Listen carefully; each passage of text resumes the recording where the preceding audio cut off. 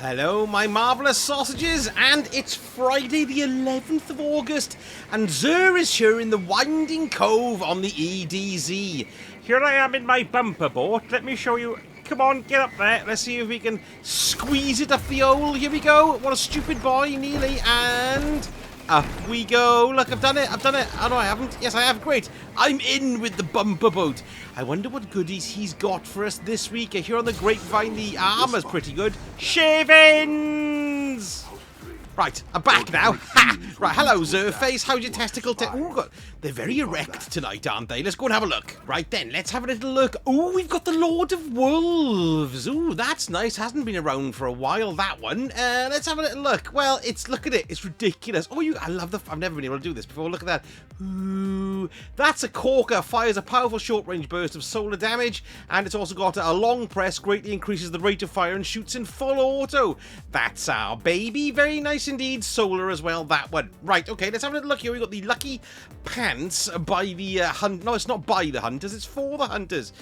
Which means that it basically buffs your hand cannons and gives them extra damage and the like. Stats look pretty good then at a glance. Wow! Now then, it's not mobility, but that's plus 29 in resilience. I mean, that's really good anyway. You don't always want mobility regardless, you know what I mean? A resilience stat that high is very, very good. They're very, very nice there for the hunters, and look at them. They're all speckled with white stuff. Very odd. Okay, we've got the strongholds here for the Titan. I'm not much of a swords person myself, but this maximizes your guard stats on your equipped swords, and you reduce damage while blocking with a sword and rapidly damaging targets after blocking shots with a sword. Grants restoration for a sword time. A sword time? A short time. Look at the large arms on it. Let's have a look at the stats. We've got, well, it's 69. That's big. Mobility is 20, which ain't too bad really, considering if you want to run with swords. I would have preferred that in resilience. A good in strength as well. You know, it's not a bad set of stats. Very high number, that. And finally, for the old warlocks, we've got Verity's Brow. Weapon final blows with a damage type matching your subclass. Grant death throws. I said Ernie then. Which provides grenade damage bonus and grants you grenade energy. Let's have a look at the stats on this one. 65, another good one. They're kind of all a little bit lopsided, but you know, still not too bad. 65 is not to be sniffed at. And it's got a nice sniff in discipline there as well. And it's legendary weapon time, and we've got this here, and that is really nice. Just having a quick look at it. This is the True Prophecy hand cannon kinetic. It's got an A on Light GG in popularity, but I can guarantee you this is going to be S tier in popularity by the time Zur leaves. Look, we've got explosive payload, and we've got overflow as well. That is really, really good. We've got appended mag, flared magwell, hit mark Hookus, and true sight Hookus, and there's a reload speed masterwork on it too. That is very, very good hand cannon there. Well worth picking that baby up. And then we've got the sidearm here, the Farewell. What's that got for us? It's always got a B. That's popular too. Probably be, oh, you can see why. It'll probably end up being an A or even an S perhaps. Because Vorpal and Subsistence on it, that's good. Accurized rounds, that's good. Flared magwell, polygonal rifling, corkscrew rifling, and a handling masterwork. That is very good. I do like that one. The Extraordinary Rendition. This is a submachine gun, of course. C on Light GG. Used to use it a lot back in the day. Doesn't look like it's got much under the hood there, does it? But there you go. Tap the trigger, surplus, appended mag, steady rounds, extended barrel, and corkscrew rifling, and a stability masterwork too on that. We've got the Timeline's Vertex Fusion Rifle. It's solar, and it's an adaptive frame as well. This has got a C, so it's an averagely popular roll. Disruption Break, Lead from Gold, Enhanced Battery, Ionized Battery, Jolt, Psst, and Impulse MS3, and range on that as well. I'd always like the look of those. Don't use it very much though. Yeah, there you go, that's life. Right, we got this. This is the Without Remorse shotgun. This is craftable. So actually, if you're interested in finishing off some of your patterns, you might be able to use some of your deep sight harmonizers on this in order to unlock those final patterns. What's this been given? It's been given, oh, what is it? It's an A. Oh, that's not bad at all. Let's have a look. Fragile Focus, Hipfire Grip, Tactical Mag, Accurized Rounds, Corkscrew Rifling, and Smooth Bore. And we've also got a Reload Speed Masterwork as well. That is well worth picking up. Hotfix aficionados, shotgun aficionados. I meant, you know, shotguns. We've although that's quite clearly a pistol. Right, let's move on. Sails by pitch class again. Not class, glass. This is also craftable. So you've got a 1 or 2 patterns short. You can top it up and unlock it here. This is not a popular role. It's been given an F for F in rubbish.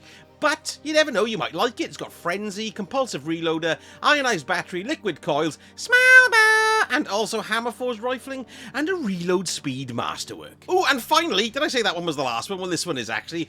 It's the Night Watch. This has been given an F on Light GG. Not popular, but it's not bad. Multi-kill clip, subsistence, tactical mag, extended mag, fluted barrel, and also arrowhead break, and a ranged masterwork on it too as well. And it does have a lovely cosmetic if you happen to have it. Look at that. I love the white handle with the inlaid jade stone there with the Gambit logo. Anyway, there we go. Nice selection of weapons this week. I would particularly recommend the Without Remorse and the True Prophecy. Now let's have a look at the legendary armor. Warlocks first of all, and wow, it's quite high. It's quite high. 66 there on the gloveses, 19 in mobility, 12 in recovery, 14 in... That's not bad at all, those gloves, they're good. The robe is 65, that's good. 20 in recovery, that's where you want it to recharge your rifts. 18 in intellect, well, you know, not too bad. Plus 11 in discipline, that's pretty good. 60... Wow, they're massive. Look at that. 24 discipline, 24 mobility. I mean, you know, still it's a mobility. Recovery would be better, but not bad. And then finally, that is a great one, those legs. 30 in resilience, 16 in intellect and strength, 67 overall. Tremendous, those. And here we are with the Titan armor. I forgot to say, it's a simulator set as well. 65. Wow, we've got big stats this week. A bit jiggled up in there, but 22 mobility, that's pretty good. 64 on the chest piece with more of an even spread there. So it's still a good... You know, it's a good stat on it, but no spikes, unfortunately. Wow, that helmet's nice with the 66 in strength. Great for melee builds. And it's not a bad resilience and mobility spike. That's pretty damn fine. And then look at those legs. There we are. That's great. 68 overall, 30 in resilience and spikes in strength. And not a bad one in discipline either. Those legs are great. Right, let's have a look at the Hunter's Kegs. What do we have here? 64 in the arms, 15 in mobility, 15 in resilience. It's not bad, you know, and that's in discipline. That's a great set of arms. Good chest piece, 265. They're all really good. 15 in resilience, 10 in mobility, 15 in intellect, 12 in strength. Not bad at all. Helmet, 66 in the helmet. Ooh, 16 strength, 15 in resilience. The mobility is a little bit lower there. And 61 in the boots there as well. So, I mean, perhaps the Hunter does have the weakest set this week, but even then, the stats are better than most. And let's have a look at the Hawkmoon. This is not a popular role. It's been given an F on Light GG. We got textured grip, hip fire grip, alloy magazine, and full bore. I believe we've got a full house there for all our bores. There we go. So that's the Hawkmoon. And the Dead Man's Tail, well, you've only got one more week after this week to purchase this from Zer, because it's going to be leaving his inventory then, because it's going to be the craftable reward for the Presage exotic mission in the new exotic rotator. However, this particular role isn't that good. We've got hand-laid stock, subsistence, armor-piercing rounds, and smell bar. It's not actually that bad, to be honest. It's been given a D on Light GG, though, in the popularity stakes. Now, I'm just here with Banshee because, well, oddly enough, look, I'm looking at the featured ones. Now, these do change daily, so these are here for another 6 hours.